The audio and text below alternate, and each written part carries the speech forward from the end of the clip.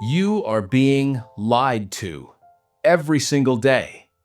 Every conversation you have is a performance, and you are the only one who doesn't know the script. You focus on their words, you listen to their promises, and that is exactly why you lose. While you are busy processing their speech, their body is screaming the truth. You feel the friction, but you call it awkwardness. It isn't awkwardness. It's a tactical opening you're choosing to ignore. Let's look at the strings.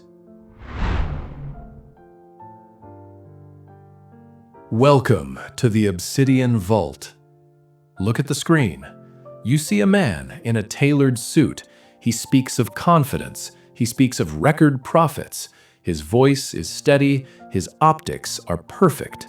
But look closer. Look at the subtext. The jaw is tight. The neck muscles are corded. This is what we call status leakage. In the hierarchy of human interaction, no one can maintain a perfect mask forever. The brain is divided. The neocortex handles the lie, the words, the logic, the fake smile. But the limbic system, it doesn't know how to lie. It is the seat of survival. When a person feels threatened or when they are hiding a predatory intent, the limbic system reacts before the conscious mind can intervene. The leak is usually microscopic, a sudden compression of the lips, a flash of a sneer that lasts less than a second. Most people are sleepwalking. They see the suit and they feel respect. The architect sees the lip compression and sees a man who is terrified of being found out. To master this, you must stop being a listener and start being a scanner. You are not looking for emotion. Emotion is for the weak. You are looking for friction. Where does the verbal narrative hit a wall of physical resistance? In a high-stakes boardroom, the person who speaks the least usually has the most leverage. Why?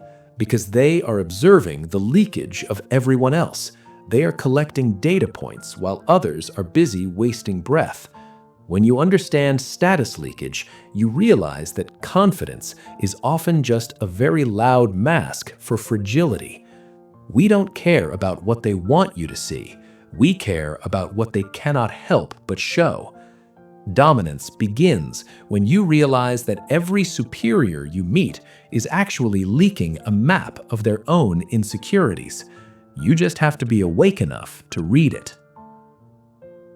Amateurs look for tells. They read a book on body language and think a crossed arm always means defensiveness. They are wrong. In the vault, we don't look for universal signs. We look for deviations.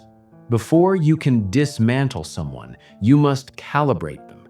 You need their baseline. This is the data set of how they behave when the pressure is zero.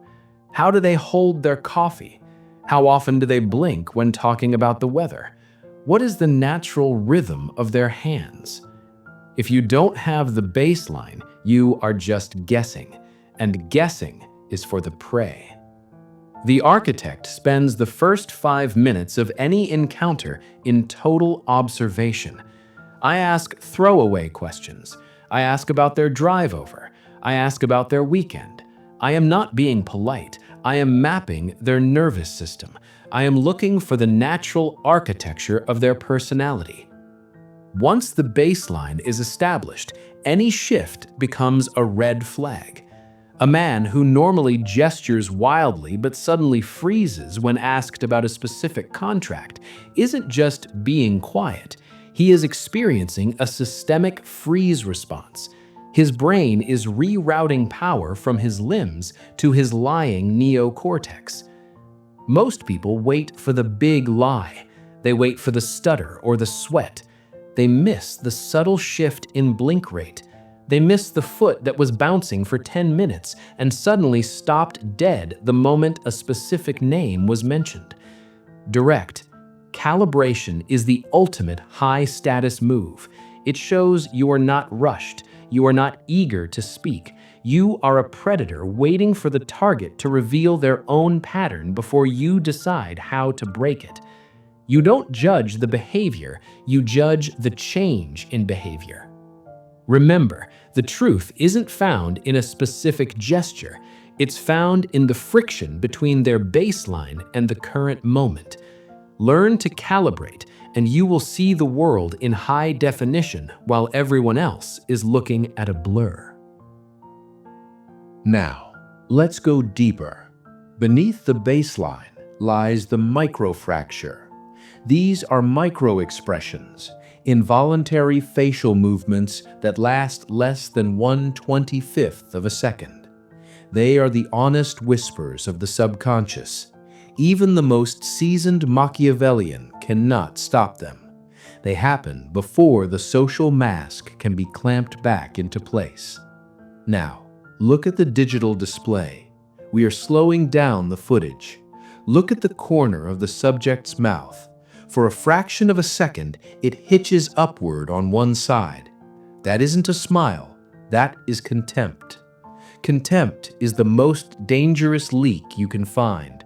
It is a flash of perceived superiority. It tells you that while they are nodding and agreeing with you, they actually believe they are smarter than you. They think they've already won. Or look at the eyes, the flash of fear. The eyelids lift, showing the whites of the eyes for a heartbeat. The person is startled by your question. They didn't expect you to have that piece of leverage. Their words say, "That's an interesting point." Their microfracture says, "You just found my throat." The architect doesn't react when he sees a micro-expression. If you react, they will strengthen their mask. Instead, you file it away.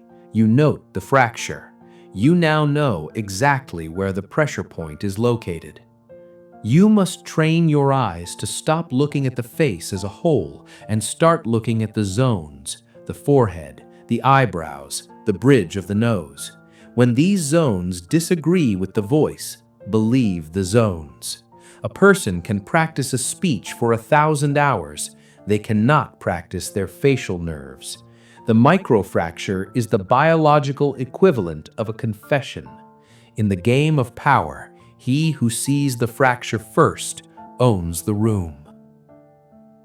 Most people believe the face is the window to the soul. They spend their lives staring into eyes, searching for a truth that has been carefully manicured and edited. They are looking at the most sophisticated lying machine ever evolved. If you want the truth, look down. Look at the feet. The feet are the most honest part of the human body.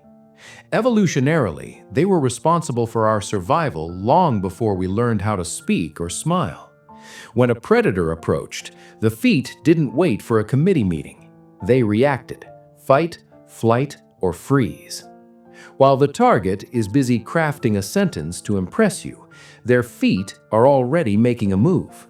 This is intention data. Look at the direction of their toes. If they are talking to you but their feet are angled toward the door, the conversation is already over. Their brain has already checked out. They are physically preparing for an exit. You are no longer a priority. You are an obstacle to their departure. Notice the gravity-defying gestures. When someone is genuinely excited or feels they have the upper hand, their toes will often point upward. It is a subconscious lift, a biological high. Conversely, notice the sudden stillness. If a person's feet were bouncing, a sign of nervous energy or baseline comfort, and they suddenly go flat and heavy the moment you mention a specific figure or a price point, you have hit a nerve. They have entered the freeze response. They are trying to become invisible. They are bracing for impact. In a high-status negotiation, I never sit in a way that blocks my view of the room's lower half. I want to see the leg cross. A sudden crossing of the legs, creating a barrier between them and me, is a defensive posture. They are protecting their vitals. They feel vulnerable. The beauty of the honest extremities is that no one thinks to mask them. A CEO will spend an hour in the mirror practicing his power stare, but he will walk into the meeting and reveal his terror through his twitching ankles. Stop being captivated by the performance above the table. The real drama is happening underneath. When you master the feat, you don't just read the person, you predict their next move before they've even finished their lie. The architect doesn't just watch the stage, he watches the mechanics of the floor. That is where the leverage is hidden. We move from the floor to the hands. In the vault, we call this the hand-to-face cipher. The hands are the primary tools of human agency, but they are also the primary tools of self-pacification. When the brain is under fire, the hands go on the defensive. The human face is a dense network of nerves. When a person is navigating a high-pressure social hierarchy, their internal chemistry shifts. Adrenaline spikes, blood flow redirects, the skin becomes sensitive. This creates what the architect calls psychological itches. Every touch is a confession of internal friction. Look at the nose touch. It's a classic for a reason. When the neocortex is busy constructing a lie, it creates a minor stress response in the body. This causes the capillaries in the nose to dilate. It's microscopic, but the subconscious feels it. When a person touches their nose while answering a direct question, they aren't just adjusting their face, they're attempting to mask the mouth. It is a primal carryover from childhood, the hand-over-mouth gesture we use when we've said something we shouldn't. In an adult, it is refined into a quick rub or a brush of the finger. They are literally trying to keep the lie in. Then there is the neck shield. Watch the screen. See how the subject's hand moves to the base of the throat. That is the suprasternal notch. In the world of predators and prey, the throat is the most vulnerable point. When we feel exposed or threatened by a line of questioning, we instinctively cover it. Men will adjust their ties or touch their collars. Women will touch a necklace or the hollow of their neck. This is the survival leak. If you see the neck shield, you have found the pressure point. You have moved past their optics and hit their core insecurity. A master strategist doesn't back off when they see the shield. They lean in. They double down on the topic that triggered the response. You are watching them protect their jugular. That is your cue to strike. Contrast this with the evaluation rub, the hand on the chin, the index finger pointing upward toward the temple. This is high status. It signals a person who is weighing options, someone who is comfortable enough to remain still and calculate. But watch for the shift. If that index finger moves to the lips, the evaluation has turned into doubt. They are suppressing a negative thought. They are holding back a rebuttal. The architect uses the hand-to-face cipher to read the subtext of the hierarchy. If everyone in the meeting is touching their necks while you speak, you are the apex. You are the source of the pressure. If they are touching their mouths, they are lying to you. The hands never lie because they are too busy trying to keep the face from telling the truth. Learn the cipher, read the friction, control the outcome. Observation is the beginning, but the architect does not wait for the truth to wander into the light. We force it. We use the pressure test. Most people treat conversation like a game of catch. One person speaks, the other responds. It is a comfortable, predictable rhythm that allows the social mask to stay firmly in place. To see the subtext, you must break the rhythm. You must drop a psychological grenade. A grenade is not a scream. It is a precise, high-leverage question or a calculated silence delivered at the moment of highest tension. Watch the subject on the screen. He is leaning back, comfortable, speaking in generalities. Now watch the architect. A single, direct question. Why does the internal audit disagree with that number? Boom! The mask shatters. We don't listen to the answer. The answer will be a lie. We watch the reaction, the microfracture, the neck shield, the sudden stillness of the feet. This is stress-induced leakage. When you apply pressure to a specific point, the body's survival mechanisms override the social conditioning. You aren't just reading them anymore, you are interrogating their nervous system. Another tactic, the controlled silence. Most people are terrified of silence. They feel an evolutionary need to fill the void. When you ask a question and they give a rehearsed answer, do not respond. Just look at them. Maintain a neutral, steady gaze. The silence creates a vacuum. The subject will try to fill it. They will keep talking, and as they talk to fill the awkward space, they will drift further from their script. Their gestures will become more erratic. Their baseline will crumble. The pressure test is how you distinguish between a player and a piece. A player can absorb the pressure and maintain their baseline. A piece will leak data until they are completely transparent. In the Obsidian Vault, we don't just observe the game, we accelerate it. We force the fracture so we can see what's inside. Once you know how someone reacts under pressure, you own their future reactions. Look at the world now. The rain-slicked city, the millions of people below, all sleepwalking through their interactions.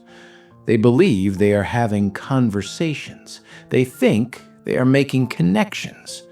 You know better. You see the strings.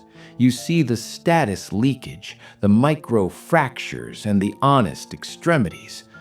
You are no longer just a participant in the social game. You are the architect of it. Reading people is not a magic trick. It is a cold, clinical habit. It is the refusal to be distracted by noise. It is the discipline to watch the feet when the face is smiling. It is the courage to trust the subtext over the script. Most people will go through their entire lives being manipulated by forces they cannot name. They will lose jobs, relationships, and power because they were too busy listening to words to see the truth. That is no longer your fate. From this moment on, every room you enter is a laboratory. Every person you meet is a data set. You don't need their permission to know their secrets. You don't need them to say a word to understand their motives. Power belongs to those who see through the illusion. The mask is for the prey. The gaze is for the master. The vault is open. The data is yours. Now, go look at the strings.